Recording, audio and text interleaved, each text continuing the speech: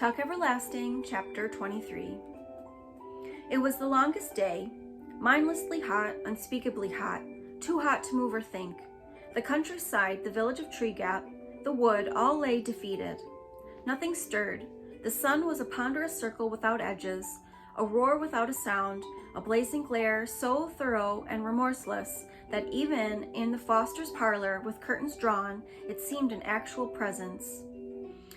You could not shut it out. Winnie's mother and grandmother sat plaintive all afternoon in the parlor, fanning themselves and sipping lemonade, their hair unsettled and their knees loose. It was totally unlike them, this lapse from gentility, and it made them much more interesting. But Winnie didn't stay with them. Instead, she took her own brimming glass to her room and sat in her little rocker by the window. Once she had hidden Jessie's bottle in a bureau drawer, there was nothing to do but wait. In the hall outside her room, the grandfather's clock ticked deliberately, unimpressed with anyone's impatience, and Winnie found herself rocking to its rhythm, forward, back, tick-tock, tick-tock. She tried to read, but it was so quiet that she could not concentrate, and so she was glad when at last it was time for supper. It was something to do, though none of them could manage more than a nibble. But later, when Winnie went out again to the fence, she saw that the sky was changing. It was not so much clouding up as thickening somehow from every direction at once, the blank blue gone to haze.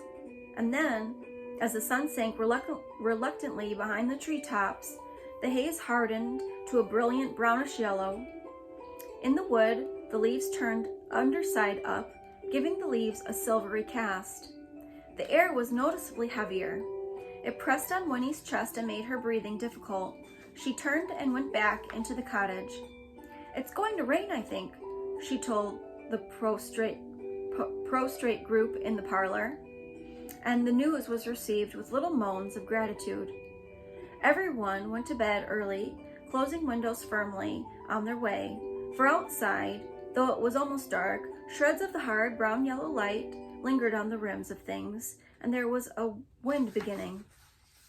Small gusts that rattled the fence gate and sent the trees to rustling. The smell of rain hung sweet in the air. "What a week this has been," said Winnie's grandmother. "Well, thank the Lord it's almost over." And Winnie thought to herself, yes, it's almost over. There were 3 hours to wait before midnight and nothing whatever to do. Winnie wandered restlessly about her room, sat in her rocker, lay on her bed, counted the ticks of the hall clock. Beneath her excitement, she was thick with guilt. For the second time in 3 short days, though they seemed many more than that, she was about to do something which she knew would be forbidden. She didn't have to ask. Winnie had her own strong sense of rightness. She knew that she could always say afterward, "Well, you never told me not to." But how silly that would be. Of course, it would never occur to them to include such a thing on their list of don'ts. She could hear them saying it and almost smiled. "Now remember, Winifred, don't bite your fingernails, don't interrupt when someone else is speaking, and don't go down to the jailhouse at midnight to change places with prisoners." Still, it wasn't really funny. What would happen in the morning when the constable found her in the cell and had to bring her home for the second time? What would they say? Would they ever trust her again? Winnie squirmed, sitting in the rocker, and swallowed uncomfortably. Well, she would have to make them understand somehow without explaining. The hall clock chimed 11. Outside, the wind had stopped. Everything, it seemed, was waiting. Winnie lay down and closed her eyes. Thinking of Tuck and May, of Miles and Jessie, her heart softened. They needed her to take care of them. For in the funny sort of way that had struck her at the first, they were helpless, or too trusting. Well, something like that. Anyway, they needed her. She would not disappoint them. May would go free. No one could have to find out. Winnie would not have to find out that May could not. But Winnie blocked the picture from her mind, the horror that would prove the secret. Instead, she turned her thoughts to Jessie. When she was 17, would she? If it was true, would she? And if she did, would she be sorry afterwards?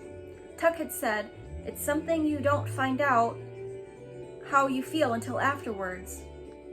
But no, it wasn't true. She knew that now, here in her own bedroom.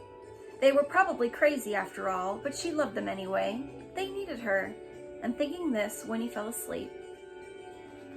She woke with a jerk sometime later, and she sat up, alarmed. The clock was ticking steadily. The darkness was complete. Outside, the night seemed poised on tiptoe, waiting, holding its breath for the storm. Winnie stole out to the hall and frowned at the clock face in the shadows, and at last she could make out, for the black Roman numerals were just barely visible against their white ground. The brass hands glowed faintly. As she peered at them, the long hand snapped forward one more notch with a loud click. She had not missed her moment. It was 5 minutes to midnight.